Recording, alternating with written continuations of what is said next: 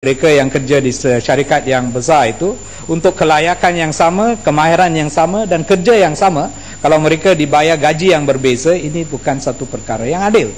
Oleh itu, kerana perkara ini, kalau gaji ialah diasaskan kalau mereka buat kerja yang sama, kelulusan yang sama, kemahiran yang sama, tidak boleh beza di atas gaji. Walaupun mereka kerja di satu syarikat besar atau satu syarikat kecil, kita tidak mewujudkan satu budaya diskriminasi daripada satu dengan lain. Satu isu yang dibawa oleh Kuala Selangor yang menarik ialah tentang income inequality dan peranan kerajaan untuk mengatasinya. Itu ialah satu perkara yang luas.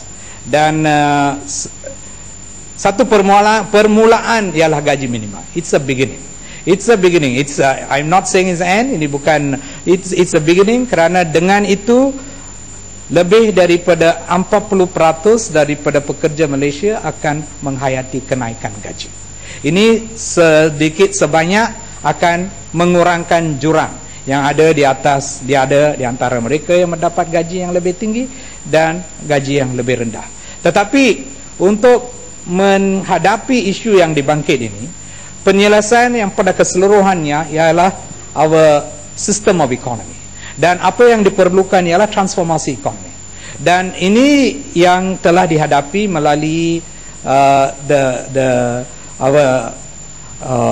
apa yang telah diumumkan, our stated goal of a high income economy. Kerana tujuan high income economy ada beberapa sudut. Satu ialah kita akan membawa transformasi ekonomi, meningkatkan kerja-kerja yang sekarang dibayar gaji yang rendah kepada satu tahap yang kerja-kerja yang akan membayar gaji yang lebih tinggi. Dan ini akan dibuat melalui sistem kerja yang berlainan, cara kerja yang berlainan, yang memerlukan kemahiran yang berlainan dan pencapaian yang berlainan. Ini adalah cara yang saya ingat kita akan mengikuti untuk memastikan bahawa semua rakyat di Malaysia ada peluang untuk meningkatkan pendapatan mereka, dan melalui itu the Gini coefficient can be reduced, dan jurang yang ada di antara mereka yang berpendapatan yang tinggi, yang pendapatan yang kurang, boleh dikurangkan. Saya terima bahawa konsep itu memang kata saya menarik, tetapi untuk mencapai itu kita akan mengambil masa. Terima kasih. Terima kasih Tuan Pengerusi, terima kasih Menteri. Saya cukup menyanjungi respons Menteri yang memahami apa yang cuba saya sampaikan. Teguran yang saya buat sebentar tadi adalah kita perlu keluar berbicara hanya dalam kotak minimum wage dan pergi dan melepasi apa yang hari ini menjadi pertikaian besar untuk keluar daripada middle income trap kepada apa yang dikatakan sebagai higher income economy. Dan di situ saya menyarankan supaya kita juga mesti beralih daripada hanya menggunakan parameter GNI per capita kepada household per capita. Selagi kita bercakap tentang GNI per capita yang tidak membayangkan sebenarnya apa yang sebenarnya menjadi pendapatan, let alone kita tak bercakap tentang disposable income lagi.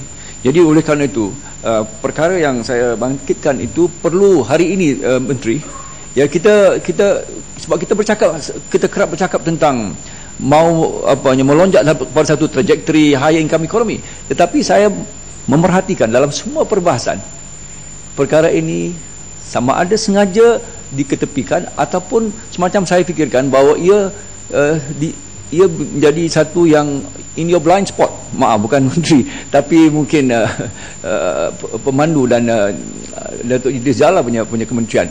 Jadi oleh kerana itu sudah sampai waktunya, sebab selagi kita terperangkap, dan kita kerap mengatakan kalau sebaik saja kita sebut tentang minimum wage, kita bercakap kepada satu golongan minimum wage. Kita sekarang ini bercakap tentang, saya sebutkan tadi contohnya tentang Sime Darby, kita mau trickling down effect itu melimpahi. Jadi bukan hanya pada floor wage which is the entry wage, tetapi kepada sejauh mana akhirnya nanti income inequality akan dapat kita keluar daripada kepompong itu dan garis itu ketika kita ada dasar fair wage Saya ingat mesti sudah cukup faham, dan sekarang ni kita mahu pastikan bahawa ada perbincangan, ada polisi ke arah itu. Terima kasih. Terima kasih Ahli Yang Berhormat. Ahli Yang Berhormat daripada Tangga Batu telah bangkit tentang keperkesanan Jabatan Keselamatan dan Kesihatan Pekerjaan dan program-program yang dijalankan.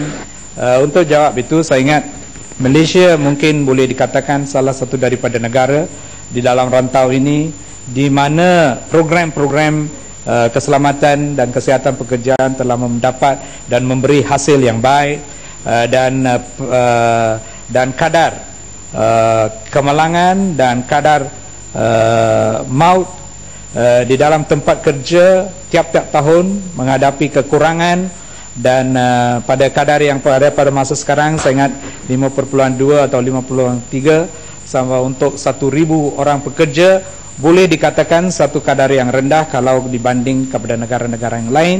Dan program-program kita dan sistem-sistem yang kita ada pada masa sekarang memang memberi satu kesan dan pencapaian yang tinggi, tetapi di dalam menukar atau membuat satu perubahan kepada budaya pekerja supaya mereka boleh menggunakan pengetahuan yang mereka ada ini di dalam pengamalan tiap-tiap hari ini, itu ialah satu cabaran yang besar, dan kita sedang berusaha supaya semua pekerja di dalam industri-industri dan termasuk mereka yang semasa mereka pulang dan balik daripada tempat kerja, mereka boleh amalkan budaya-budaya yang sihat. Dan ini dibuat oleh banyak program yang dibuat melalui JKKP dan oleh pihak Perkeso dan agensi-agensi yang lain. Dan Yang Berhormat Kuala Lipis telah bangkit dengan isu NOSH, iaitu National Occupational Skills Standards. Ini adalah tujuan kerajaan. Kerajaan telah mewujudkan lebih daripada 7,000 NOSH di dalam beberapa bidang untuk peri pengiktirafan. Dan bila kita mewujudkan sistem NOSH ini, pandangan diterima daripada industri berkenaan untuk memastikan bahawa NOSH yang diwujud itu, iaitu standard yang diwujud, ialah selaras dengan keperluan industri. Dan pada masa sekarang, di dalam latihan yang diberi oleh kementerian, di dalam institusi